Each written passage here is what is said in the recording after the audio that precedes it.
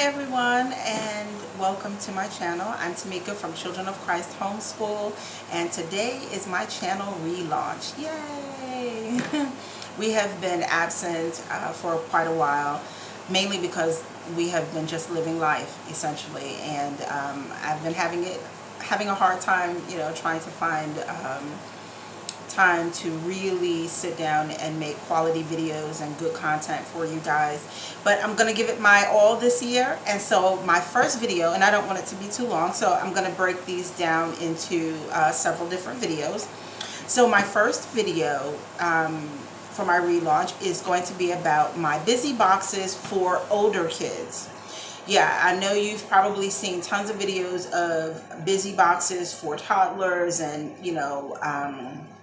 crawlers or even preschoolers, but these are busy boxes for older children who are elementary school age and up, probably from kindergarten, first grade on up to about fifth grade. And one of the reasons why I do this is because my students have, well, let me just go back and give you a really quick glimpse into my life. I am a single mom of one, age 10, and I've been homeschooling him for the past 5 years. This will be our 6th homeschooling year. And I am also a licensed and accredited home daycare. And so I am licensed to care for children ages 4 through 12.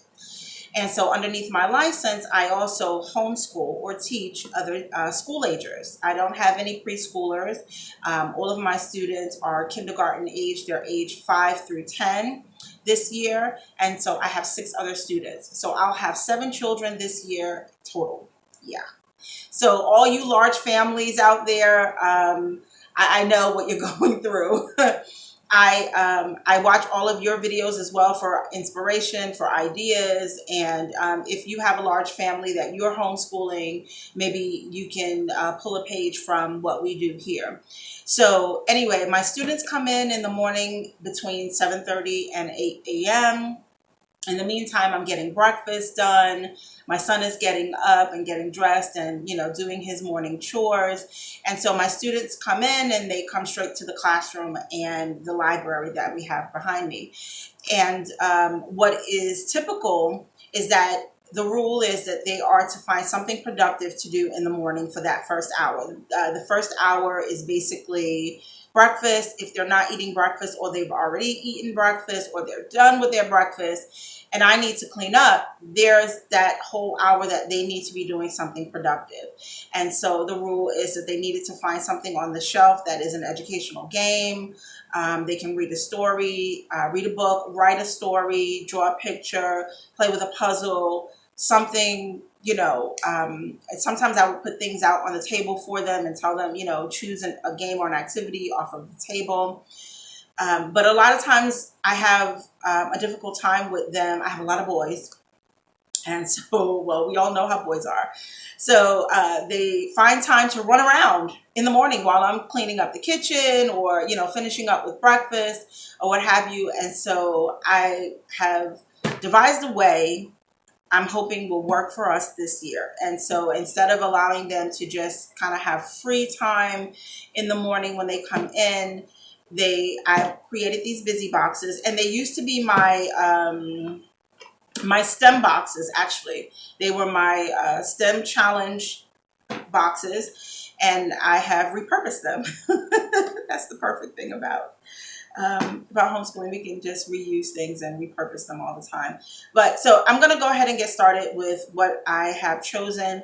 Now I have 10 boxes here, and I've chosen 5 activities for probably kindergarten through 2nd grade, and then the other activities are for 3rd through 5th grade, because those are the grades that, with the exception of my son who is 7th grade, those pretty much are the grades that I will be teaching this year. And so the first box, I'm gonna turn the down here. Okay, so this is the first box. My kids really love this game called Farkle, and they all know how to play. And this is a Farkle score sheet. So I don't know if you can see. No, my camera is not right. So I'm gonna readjust the camera here. There you go. Okay. So here is the Farkle score sheet, and then you use 6 dice, I'm sorry, to play the game, and then there's a pencil inside. So my kids all know how to play Farkle. Essentially, you just roll. If you get a 1 or a 5, you move them to the side, and you continue rolling. You continue rolling. Oh, I didn't get a 1 or a 5. I Farkle, so I don't have to put down my score. This is a great math game because it teaches them how to add by 50 and 100s, because ones are worth 100 and fives are worth 50. And then there's different points for different combinations of dice. If you get doubles, triples, and so forth, there are different points. So they really love this game. So I thought, of course, I would add this. This is a great math game. And all these boxes are meant to be played independently. They are not meant to play as a group. So each one of them can just choose one that they want to play with. Here is another box, and inside this one, I have 3 dice, 2 larger ones and 1 smaller one. The smaller one has the math operations on them, on it, addition, subtraction, and an equal sign. That's the only thing that's on these two. This is for, the Farkle is for upper grades, and this is for lower grades. And so essentially what they would do is they would roll the dice. On top I have 5 plus 4, and then on my pad I would write down 5 plus 4, and then I would figure out the answer to that. So this is basically for my kindergarten through 2nd graders to practice with their math facts. Then I also have this for my kindergarten through 2nd grade as well. And this is sight word practice. So I have a bunch of cards here, and they're backwards now, unfortunately, because of the camera. But this is the word be, the word into, so, want, and so forth. And so what I have in this smaller box are little tiles, letter tiles. So they would take a card, and then they would practice, they would say the word, and then practice spelling the sight words. So most of these sight words are words that they should already recognize, hopefully. This way they could practice spelling the sight words, and they're going to use the letter tiles to spell out the sight words. After they're done spelling out the sight words, they're going to take their pencil, and then on this little pad here, they're going to write the word. So that's giving them that practice that they need in spelling sight words. It's one thing to recognize the sight word. It's another to spell it and to be able to use it in your writing, which is something that we want them to be able to do. And so this makes that connection. Okay. So that's that one. Then I have another one that's similar to the other one with the dice. This one is for my upper grades. The dice is a little bit more intricate with all the different sides on these two, because the numbers go all the way up to 16. No, 18.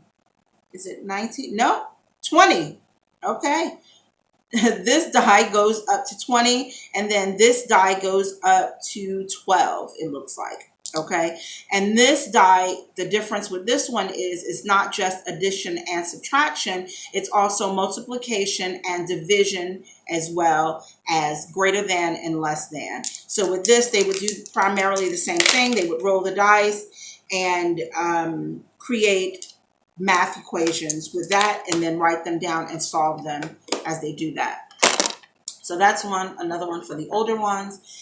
And here's another one for my lower grades. These are cards that I got from the dollar spot at Target.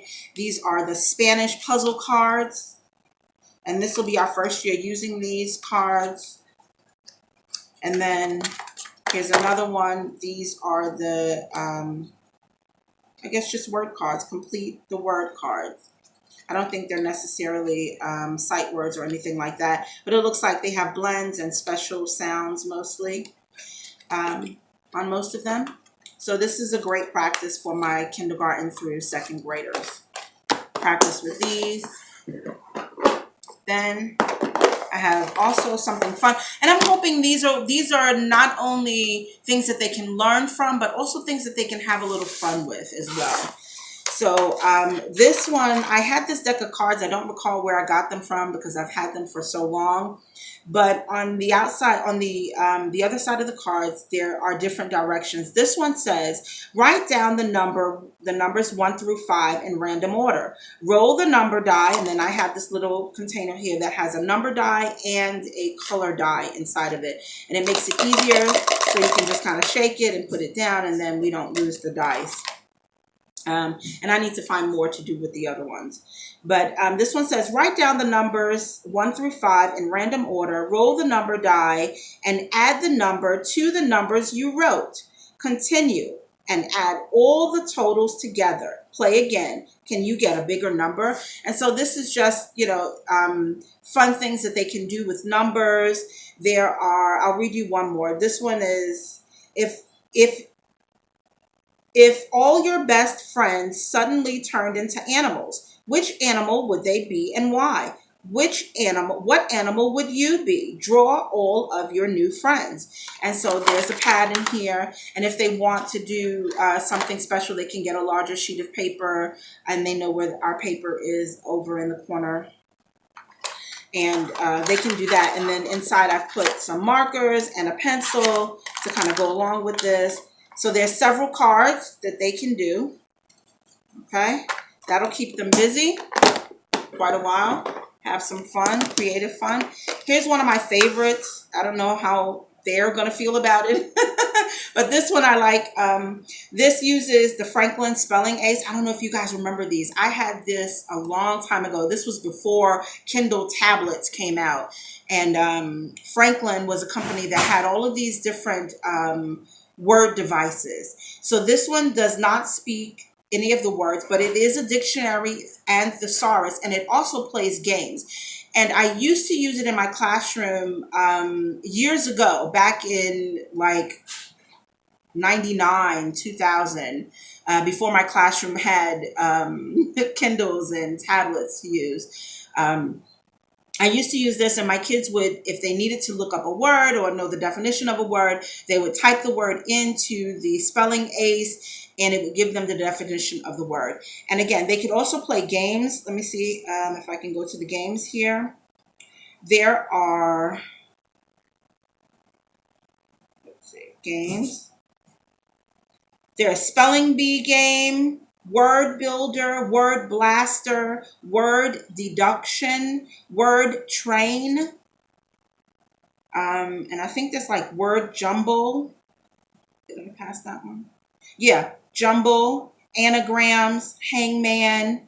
So there's several different word games that they could play with this. I like this because it's almost like it's computer age type thing, pre-technology age. So this does not speak. There aren't any colors. There aren't any bright flashing lights or, anything that's distracting. But anyway, I'll get right to what they have to do. I have a bunch of cards here on a ring, and these are vocabulary words that they may or may not know. I'm hoping most of them don't know them, so they will be new to them. And so what they're going to do on the card is the word itself, the pronunciation of the word, the function of the word, the language, and the definition. And they also give a sentence on the card. But what they can do with the dictionary is they're going to do with the dictionary here is they're going to type in the word, and then they're going to find synonyms and antonyms for the words that they type into the device. And then they're going to write the synonym and the antonym for each of the words. So they can do that, or they can play a word game. And so I thought that would be fun for them to do, as well as learning some new words. So that's for my upper grades. Then I have, bear with me, I'm going to do this quickly. Here is a bag of crayons. This is a stack of cards that comes from my scavenger hunt for kids. This is a stack of cards that you use when you are on the road. So it's kind of like a road trip thing. And it says you're supposed to find a fire hydrant and a mailbox, and you get points if you're riding in the car. So this is what this is used for, but I am repurposing it. And the purpose in this particular busy box is going to be very, very simple. they're going to just look at the card, read the word fire hydrant, and try to draw the picture as best they can. And I put a ton of little scraps of paper here that they can do that with. So there's a fire hydrant, a fence, green car, plane, and so forth. So this is for my kindergarten through second graders, something fun to do. And let's say here, this is almost the same as the other set of cards. Well, pretty much the same. So this is another box with different cards, of course, with different directions and 2 more dice. And I have to find the top to this. But markers and a pencil and also a pad in this one as well. So there's 2 of those. And then finally, I have a money box. And this one is a money puzzle. I bought this money puzzle from Target Dollar Spot a couple years ago. And so my kids still love using it. And so they would put the puzzle together. And then this also came from Target Dollar Spot, where there are a bunch of money cards. And then there's activities on the opposite side of the money card where they use this dry erase pen to fill out. And then, of course, I've got $10 in singles, in $1 bills, and then about $2 in change. And the money is for them once they put together. If I can get this open, I can show you what the plan is. The plan essentially is to put together a puzzle. 40 cents. That probably goes like that. So this will go together with this. That says 40 cents. And here it gives you one way to make 40 cents. So what they would do is choose another way to make 40 cents. What's another way they can make 40 cents? This has 3 dimes and 2 nickels as 40 cents. So they can use a quarter, a nickel, and 1 dime to make 40 cents. Yeah, I took the wrong coin there. Okay, so they can use this to make 40 cents. They can flip it over, and on the other side it says $5. Well, they have 5 singles here. 1, 2, 3, 4, 5. That's one way to make $5. Or they can have $4 and then $1 in change to also make $5. So you get the idea. So there's multiple ways to use this. And my idea or my strategy for using these busy boxes for my older kids, I will keep these boxes in circulation for probably about 2 weeks to give everyone, because I have 7 kids, this will give all 7 of them an opportunity to at least do 2 or more boxes within that 7-week period. Probably more than that, actually. Because they'll have 10 days. So they'll have a chance, they'll each have a chance to do at least 1 or more of the boxes. What I intend to do to make sure that everyone has an opportunity to do the box is on the outside, and I haven't done this yet, but on the outside I intend to program numbers on each box. And so there will be a sign-up sheet, and once they take a box there to write their name and their name, the date, and the number on the box. So I'll know, for instance, that Karen used box number 4 on Monday on this date. And basically, he had an opportunity to use that. And I can follow up with him. I can go grab a box with him a little bit later and say, Karen, come sit with me. Let's see how you did with this box. Did you understand everything, and so forth? So that's another way to just kind of follow up on that. But this is what I'm hoping will keep my kids from running around in the morning, chasing each other, and so forth. So this is one of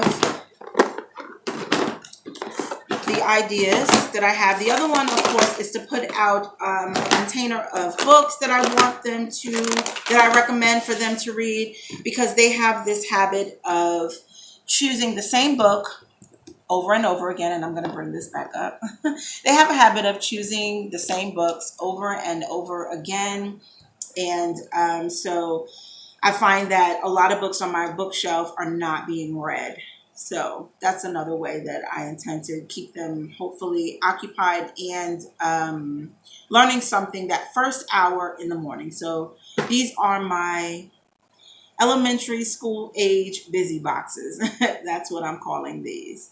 So if you have any ideas on what I can add to the next couple of weeks busy boxes, please leave a comment down below.